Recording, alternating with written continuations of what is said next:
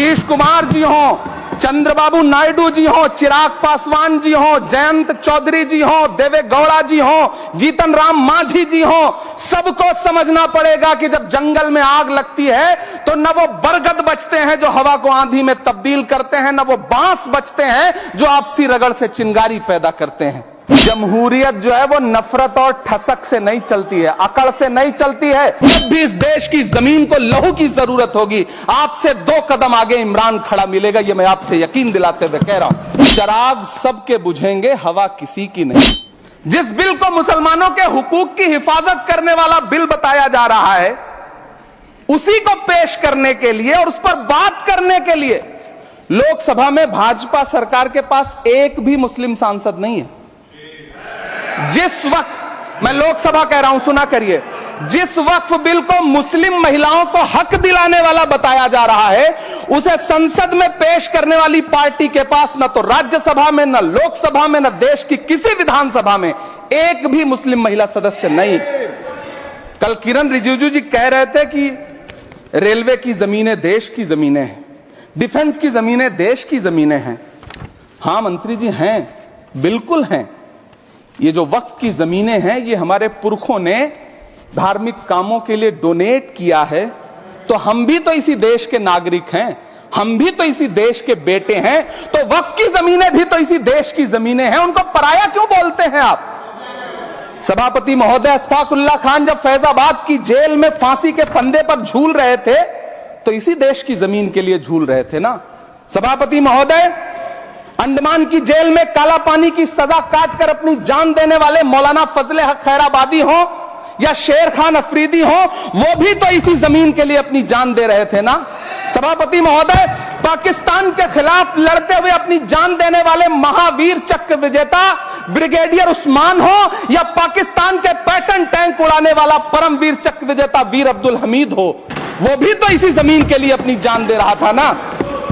और मंत्री जी, मैं इस सदन में अलल ऐलान ये कहता हूं कि जब भी इस देश की जमीन को लहू की जरूरत होगी, आपसे 2 कदम आगे इमरान खड़ा मिलेगा, ये मैं आपसे यकीन दिलाते हुए कह रहा हूं। सभापति महोदय, मैं सरकार से कहना चाहता हूं, हमसे हमारी इबादत गाहें तो मत छीनिए ना, हमारे घरों पे बुलडोजर तो मत चलाइए ना, हमारी कब्रों में तो हमें सुकून से सोने दीजिए ना।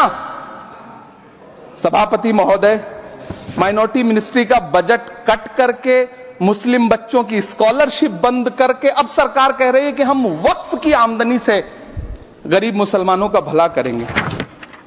गुजरात की बेटी बिल्किस के बलात्कारियों की रिहाई के बाद उन्हें माला पहनाने वाली लोगों के नेता ये कह रहे हैं कि यह बिल मुस्लिम महिलाओं को उनका हक दिलाएगा। धन्यवाद मोदी जी, क्या बढ़िया सौगातें मोदी दे रहे हैं आप। पहले हमें गुजराते मोदी दिया, आप सौगाते मोदी दे रहे हैं।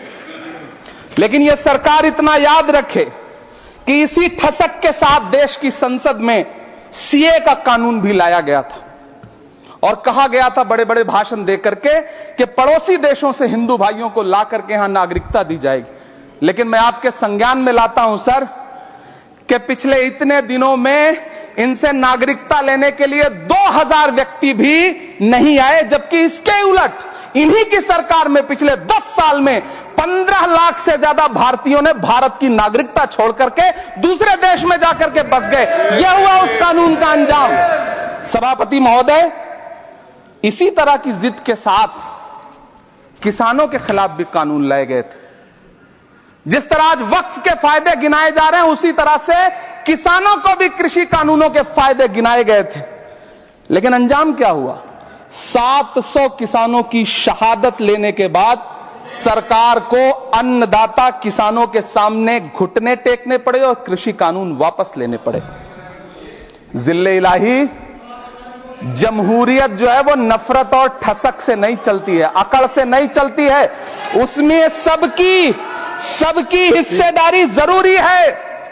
कल देश के माइनॉरिटी मिनिस्टर ने लोकसभा में खड़े होकर एक शेर सुनाया था कि मुझसे कोई बदगुमा न हो, तो मैं उन्हें एक शेर सुनाना चाहता हूं कि मैं आज जद पे हूं तो इतना खुशगुमान न हो, मैं आज जद पे हूं तो इतना खुशगुमान न हो, चिराग सबके बुझेंगे, हवा किसी की नहीं। नीतीश कुमार जी हो, चंद्रबाबू नायडू जी हो, चिराग पासवान जी हो, जयंत चौधरी जी हो, देवे गौड़ा जी हो, जीतन राम मांझी जी हो, सबको समझना पड़ेगा कि जब जंगल में आग लगती है तो न वो बरगद बचते हैं जो हवा को आंधी में तब्दील करते हैं, न वो बांस बचते हैं जो आपसी रगड़ से चिंगारी पैदा करते हैं।